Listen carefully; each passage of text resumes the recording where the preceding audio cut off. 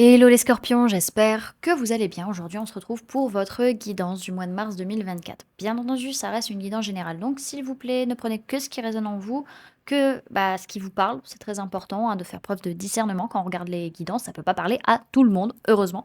Sinon, ce serait compliqué quand même, mine de rien. Donc comme toujours, je vous invite également à aller voir votre signe solaire, ascendant, lunaire, pour avoir le plus d'informations possible pour vous pour ce mois de mars. Et pour les personnes qui souhaitent prendre rendez-vous, que ce soit pour un soin énergétique, un accompagnement holistique, une guidance privée, du feng shui, de la géobiologie ou de l'architecture d'intérieur, vous avez mon adresse mail en barre d'infos, ainsi que les liens pour réserver directement le rendez-vous qui vous intéresse. Également, vous pouvez me suivre sur Facebook, Instagram, LinkedIn, TikTok. Vous tapez le réveil de Calypso et vous me trouvez très rapidement, je pense. Et également, il y a le groupe privé Facebook où on peut parler de tout, de rien, de spiritualité, de la vie quotidienne, de nos problématiques de tous les jours. Donc, si ça vous intéresse de venir blablater avec nous, à cet endroit, vous avez le lien dans l'espace communauté. Et pour ceux qui aimeraient que ça se passe aussi sur Instagram, vous me laissez un message via Instagram sur mon compte et comme ça, je pourrais créer le groupe car à l'heure actuelle, il n'y a pas assez de monde. Donc voilà les amis, on est parti maintenant pour votre guidance. Alors, il y a eu beaucoup de cartes qui sont sorties sur le premier tas, on va dire. Alors, comment ça se passe pour vous sur ce mois de mars? Il y a une notion où on peut... Alors, soit il y a une relation du passé, soit il y a une harmonisation émotionnelle qui a lieu par rapport à une entreprise ou la famille, en tout cas quelque chose de stable et de construit, par rapport à de la malchance ou du karma négatif qui fait qu'on n'arrive pas à se projeter au-delà de ça. C'est un peu... C'est grosso modo... Grosso modo, en fait, on est tellement focus sur la construction et sur notre enfance ou notre passé qu'on n'arrive pas forcément à voir plus loin que le bout de notre nez. Ça peut être un peu l'idée pour certains. Dans tous les cas, on a quand même cette notion d'illusion. Alors soit on est dans le paraître, soit on n'arrive pas à voir clair dans la situation. En tout cas, on n'arrive pas à faire un choix dans la situation par rapport à ce qu'on a envie de faire et de mettre en place. Ok. Alors, au niveau de votre sphère énergétique, il y a quand même un équilibre qui est nécessaire. Il n'est pas encore là, mais il va falloir le trouver. Et pour ce faire, il va falloir aller décortiquer justement cette notion d'illusion. On revient sur l'illusion, on rappuie dessus, si on n'a pas compris déjà dès le début. D'aller comprendre pourquoi il y a ces illusions ou ce paraître qui peut être là, dans la décortiquer pour aller se rééquilibrer sur le fait qu'on n'a pas envie de s'ancrer, de se stabiliser ou de se sécuriser ou de tenir sur du long terme. En tout cas, c'est un test et vous allez le réussir, vraiment. C'est pour vous permettre de vous initier à la notion de réussite aussi dans votre vie, pour certains. OK. Au niveau du travail que vous avez à faire sur ce mois, c'est la peur de l'engagement liée à la lignée transgénérationnelle, donc à la famille que vous devez laisser de côté. Vous devez couper ce lien que vous avez avec cette peur de l'engagement qui est liée à votre famille, à votre transgénérationnel, surtout dans les liens d'âme forts. Et pour ce faire, il est temps de faire une lettre d'adieu. Alors c'est un exercice que vous pouvez faire, c'est écrire une lettre d'adieu au présent de ce que vous voulez vous débarrasser dans le futur. Donc par rapport à cette situation pour pouvoir avancer. Parce que vous avez tendance peut-être à faire les mauvais choix et par rapport au fait que vous avez du mal à trouver la bonne voie d'une certaine manière pour vous, bien qu'il n'y ait jamais de mauvais choix, il y a juste des chemins plus compliqués que d'autres, plus souffrants que d'autres, on va dire. Vous pouvez vous aider via les pierres de lithothérapie. Donc n'hésitez pas à vous rapprocher d'un lithothérapeute ou d'une boutique de lithothérapie qui pourra vous renseigner. En tout cas, il y a un équilibre qui est en train de revenir par rapport à cette peur de l'engagement. De toute manière, le problème de cette peur de l'engagement, faut que vous alliez j'allais dire tricoter, mais triturer au niveau de la lignée transgénérationnelle parce que ça se passe par là-bas.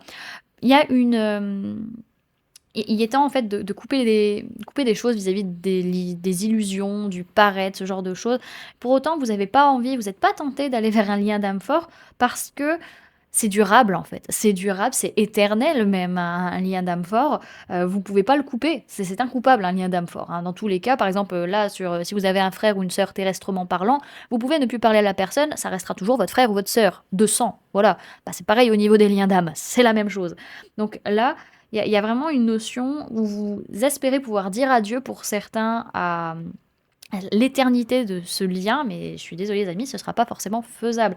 Donc il va plutôt falloir dire adieu à cette volonté, entre guillemets, que ça s'arrête à un moment donné. Parce que plus vous allez vous battre en fait vis-à-vis d'un lien, plus vous allez vous le manger dans la tronche, hein. C'est un peu comme ça que ça fonctionne malheureusement. Alors vraiment, on vous teste pour que vous puissiez réussir. C'est un test sur la réussite et si vous avez la sensation de faire des mauvais choix, que vous n'allez pas dans la bonne direction, encore une fois, utilisez les pierres et rapprochez-vous d'un lithothérapeute. OK.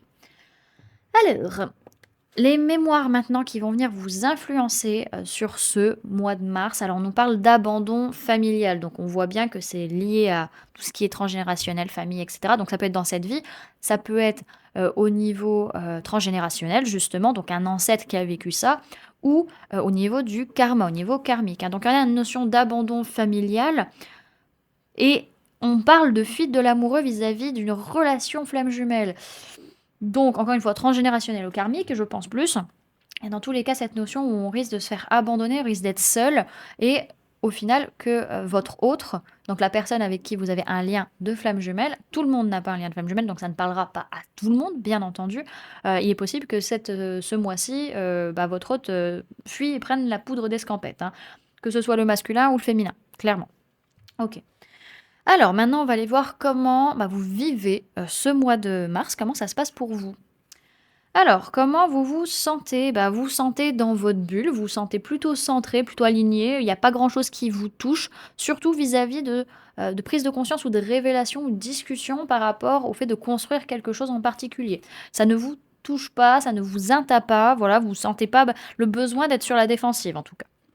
Alors, votre défi sur ce mois, ça va être d'être patient par rapport au passé, par rapport aussi à la nouveauté qui arrive dans votre vie, parce qu'à l'heure actuelle, vous n'arrivez pas à y voir clair, vous êtes dans les illusions, vous n'allez pas réussir à faire de choix. Donc votre défi, ça va être d'être patient concrètement parlant, parce que là, donc on parle bien d'un lien, un lien d'âme, un lien de cœur, un lien de sang, et on va vraiment avoir un réajustement émotionnel et relationnel qui va avoir lieu, mais ça demande du temps. Alors, qu'est-ce qui s'est passé au mois de février? On peut me parler de personnes du signe du scorpion, donc vous ou une personne en face de vous. Dans tous les cas, vous avez reçu des signes, des synchronicités, qu'il allait avoir un changement, une transformation et que les choses allaient se rééquilibrer. Ok. Alors, vers quoi vous allez au mois de mars? OK. En fait, au mois de mars, on peut me parler de personnes de signe d'air, Gémeaux, Balance, Verseau. Il est possible qu'avec cette personne, vous sentez que les liens sont totalement distendus, même s'il y a les liens émotionnels, relationnels, même s'il y a du partage et du donner et recevoir concret dans la matière. Pour d'autres, c'est que, justement, on sent cette distension de liens, en tout cas une fois, lien d'âme, lien de cœur, lien de sang. Et pour autant qu'il y a il y a du partage, il y a du donner et recevoir, et on va avoir besoin d'en discuter, d'en parler, et peut-être de remettre les choses à leur place. Alors, vos prises de conscience sur ce mois, alors on peut parler de personnes de signes d'air, Gémeaux, Balance, Verseau, personnes de signes de feu, Bélier, Lion, Sagittaire, et personnes de signes d'eau, Cancer, Poisson, Scorpion, que soit vous la personne en face. Il y a une notion, vous prenez conscience qu'au niveau mental, on a envie de communiquer, on a envie de discuter, on a envie de partager, qu'au niveau énergie, on a une passion dévorante, hein, vraiment on a envie de prendre des risques, on a envie de foncer, etc. Et que par contre qu'au niveau émotionnel, on a encore besoin de guérir et de prendre du temps pour soi et le temps de... On a envie de partager, mais on a d'abord besoin de prendre soin de soi, hein, vraiment. Ok. Alors, ce que votre inconscient cherche à vous dire, alors on peut parler de personnes de signes de terre, taureau, vierge, capricorne, il est possible que votre inconscient vous dise, mais là, maintenant, vis-à-vis de cette personne, c'est bon, c'est clôturé, c'est fini, il y a eu trop de colère, il faut changer la façon d'être ou de façon d'agir, parce que dans tous les cas, là, comme c'est parti, ça ne peut pas marcher, et il y a encore trop de colère. Pour d'autres, c'est pas une personne de signe de terre, c'est par rapport, à votre foyer, par rapport à votre sécurité matérielle financière, par rapport à votre stabilité, il faut changer la façon d'être ou la façon d'agir parce qu'il y a encore trop de colère, trop d'énergie de feu mal gérée, on va dire et maintenant il faut clôturer ce cycle, cette façon de voir les choses et cette façon de communiquer qui sont plus OK, en fait. OK. Alors le conseil que l'on vous donne sur ce mois, alors on peut me parler de personnes du signe du, Taureau pour certains vis-à-vis de cette personne, ce qu'on vous conseille, c'est que vous avez toutes les clés en main, vous pouvez vous faire confiance, vous pouvez faire confiance en cette personne et arrêter de rejeter cette personne ou de vous rejeter. Pour d'autres, si c'est pas une personne du signe du taureau, c'est qu'il y a une notion vraiment de se former, de s'élever, de s'engager. Vous pouvez y aller. On vous dit arrêtez de ne pas croire en vous, arrêtez de vous rejeter. Vous pouvez y aller. Vous avez tout en vous pour que ça marche. Vous pouvez y aller. Peut-être même par rapport à des difficultés financières ou matérielles, ou par rapport à votre corps. Alors, comment vont être les personnes autour de vous sur ce mois? Alors, on peut parler de personnes de signe d'air, Gémeaux, Balance, Verseau et personnes du signe du Sagittaire. On a des personnes qui sont en train de saisir leur chance, qui saisissent des opportunités, qui prennent un nouveau cap, bien qu'elles n'y voient pas clair, qu'elles aient du mal à dire les choses clairement, qu'elles aient du mal à être objectives. Ce sont des personnes qui sont en train de guérir, qui sont en train de se rééquilibrer énergétiquement, de guérir émotionnellement, de prendre du temps pour elles, soin pour elles physiquement, mentalement. C'est des personnes qui prennent soin d'elles, tout simplement. Alors, ensuite, alors ce qui vous fait peur sur ce mois, on parle de personnes de signe de terre, Taureau, Vierge, Capricorne et personnes du signe du Cancer. Ça peut être une ou 2 personnes en face de vous.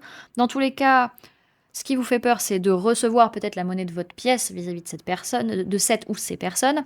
Pour d'autres, ce qui peut vous faire peur, c'est que ces ou cette personne, bah, reçoivent des choses super belles et que franchement, elles soient dans la gratitude, elles soient super heureuses de ce qu'elles ont dans leur vie.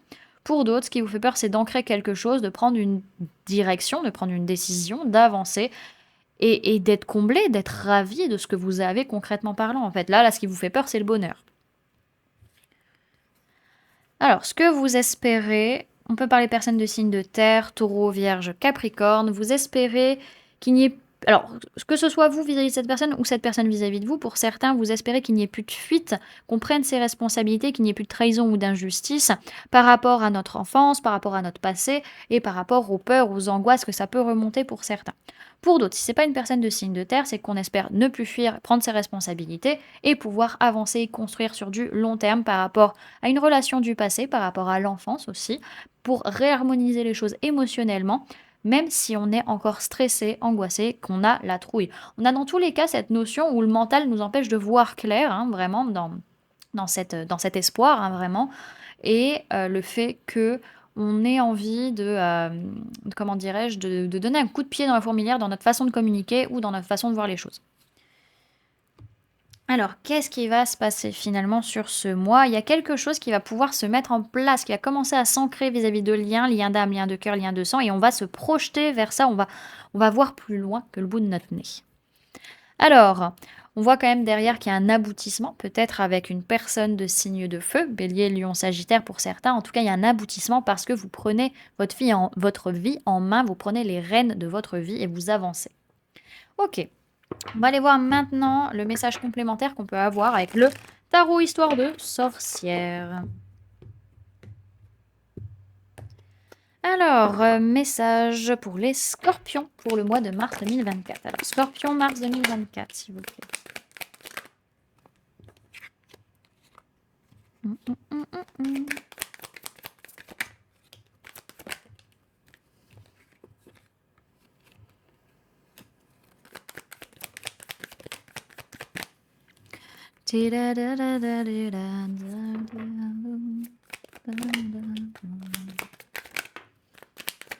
Alors, dans un premier temps, je vais vous parler des signes du zodiaque qu'il y a dans votre tirage. Vous prenez que si ça résonne en vous par rapport aux personnes que vous côtoyez. Sinon, vous prenez juste l'énergie de la carte, les amis. Alors, on a personne de signe du signe d'air, Gémeaux, Balance, Verseau, mais on a essentiellement la Balance et le Verseau, et on a personne de signe de terre, Taureau, Vierge, Capricorne. C'est un mois où vous avez une prise de conscience, il y a une révélation, il peut y avoir une discussion très importante, une nouvelle idée qui arrive pour réajuster les choses, pour mettre de la justesse, pour prendre des décisions. Et la décision sera de laisser des émotions négatives derrière soi ou de laisser le passé derrière soi de manière générale qui ne nous convient pas. En tout cas, on va pour dire sa vérité, pour entendre la vérité de l'autre par rapport à des pensées limitantes, à des conditionnements, des choses qu'on nous a mis dans la tête qui ne sont pas forcément vraies et qui nous emprisonnent. On a un rééquilibrage concret dans la matière par rapport à un événement particulier sur le mois ou par rapport à un engagement qu'on prend peut-être vis-à-vis de la personne de signe de terre, Taureau, Vierge, Capricorne. En tout cas, il y a quelque chose qui peut commencer à s'ancrer, à se stabiliser, qui est destiné, va dans la bonne direction. Et on a beaucoup de communication, beaucoup d'idées. Ça, voilà, ça fuse, voilà, ça fuse pas mal. Ok. Alors on a quand même cette notion où on a tendance à fuir ou à pas prendre ses responsabilités. On n'a pas forcément envie de voir sa part de responsabilité dans les trahisons ou injustices qui ont pu avoir lieu dans la situation. Et on a beaucoup de peur, beaucoup d'angoisse qui remontent vis-à-vis de tout ça quand même, hein. Donc on prend conscience, on a une discussion qui permet de rééquilibrer les choses concrètement parlant, de ramener de la justesse, ramener de l'harmonie dans un engagement ou par rapport à un événement en particulier, par rapport à une fête peut-être pour certains.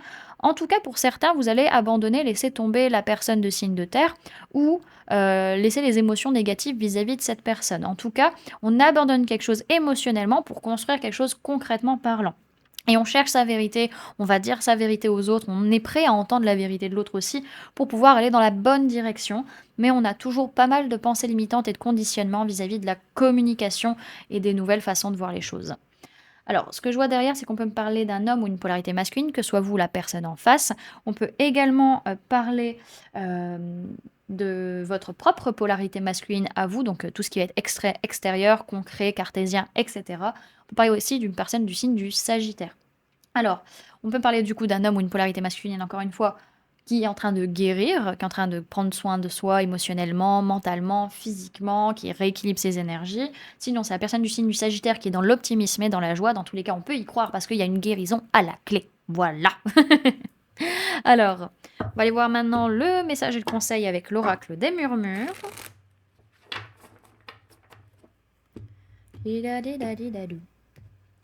Alors, message et conseil pour les scorpions pour le mois de mars 2024, s'il vous plaît, mes guides. Ok. Alors, on a la prospérité qui est tombée à l'envers. Et derrière, qu'est-ce qu'on a? Ouais. Pour réussir à ajuster les choses et prendre les bonnes décisions, va d'abord falloir vous pardonner et laisser encore une fois les poids du passé derrière vous, à pas vous traîner des bagages qui servent à rien. Et seulement après, vous pourrez être juste envers vous-même et juste envers les autres et prendre des décisions. Sinon, sans ça, vous ne pourrez pas y arriver. Alors, du coup, on a la prospérité à l'envers, donc on va aller la lire avec Lita. Tika, tika, tikata. On vous dit, l'excès semble vous épuiser et nuit à votre vitalité. Le conseil, c'est célébrer la vie. Cette carte symbolise Lita, autrement nommée l'été. Carte des saisons, elle diffuse abondance et énergie. Célébrez, dansez, l'heure est venue de vous nourrir de ces puissants rayons sécurisants. Pouvoir solaire par excellence, rechargez-vous de ces belles énergies. Prospérité et chance vous attendent. Les festivités peuvent commencer. On parle de puissance solaire, de joie, de partage et de vitalité. Et on va clôturer avec la voix des artisans de lumière.